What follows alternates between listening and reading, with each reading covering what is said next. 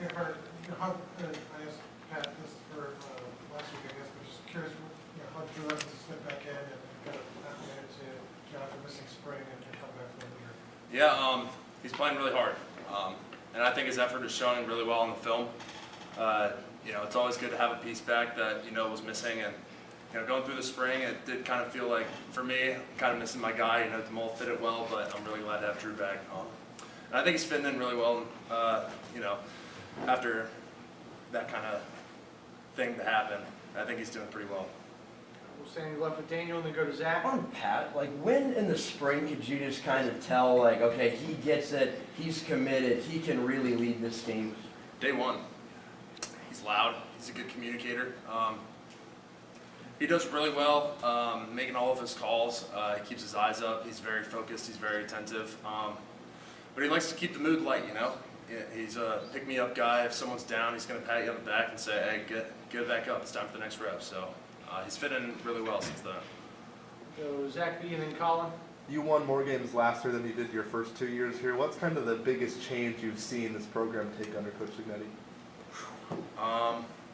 Just the mood. Not everyone's as depressed as they would be, I would say. I would certainly say that's accurate for me. There are a lot of smiles around the facility now, and that's always good to see. Everyone's having a good time. We all mesh very well, and I think it's creating a great winning culture. We'll go with Colin and Seth. On Zen, what have you seen from him so far, and how has he meshed with the guys? He's really long, and it's really good in pass pro. As a person, he's a lot of fun to be around. He's pretty vocal, makes all of his right calls. And, outside the facility, he's always wanted to just go grab a bite to eat. He's a fun guy to be around. Seth and then Sammy. Carter, I know this time last year you kind of let us know how difficult it is going up against Mikhail. Just what, especially after having a lot more time against him now in practice, just what is it that makes him the player he is? He gets better every day. Whether he's a little bit faster off the edge, it's always keeping me on my toes, and then, it's just like he gets a little better, I get a little better, and it just keeps on stacking. I think that competition has been really good for both of us, and I think it's kind of rubbing off on some of the other players on the D line too. Some of the transfers that we got in, Steven and Kellen, they're all kind of buying into his culture and just go as hard as you possibly can every play. So. Stay second row on your right with Sammy and then Jared. Carter, yesterday, Coach Signetti said that after day 3 was the biggest jump in success in fall camp. How do you feel like that first week has gone through the first 4 or 5 practices, and why did he specifically say, hey, day 3 we thought we took the biggest jump? Yeah, days, to me, day 1 is always kind of a knock the rust off day.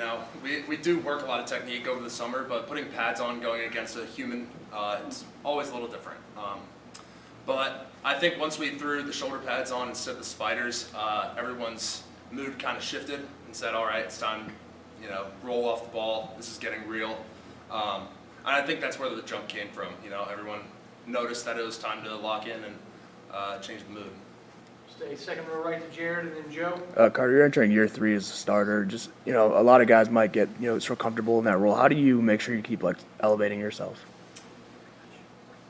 That's a good question. I would say, for me, every year there's always been a new D lineman that's come in.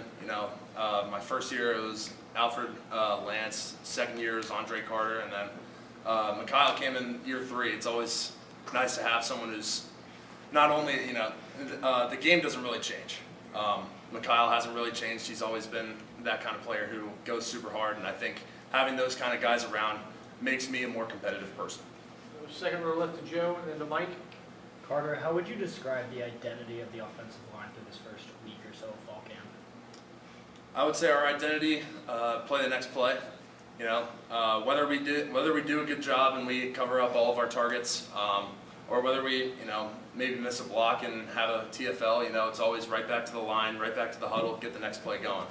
I think everyone's attitude on the line is really good, especially between the starters. Yeah. We'll go back and left to Mike and then Daniel.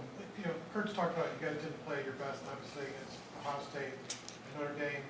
the top level competition, that's where you guys need to grow and kind of get better.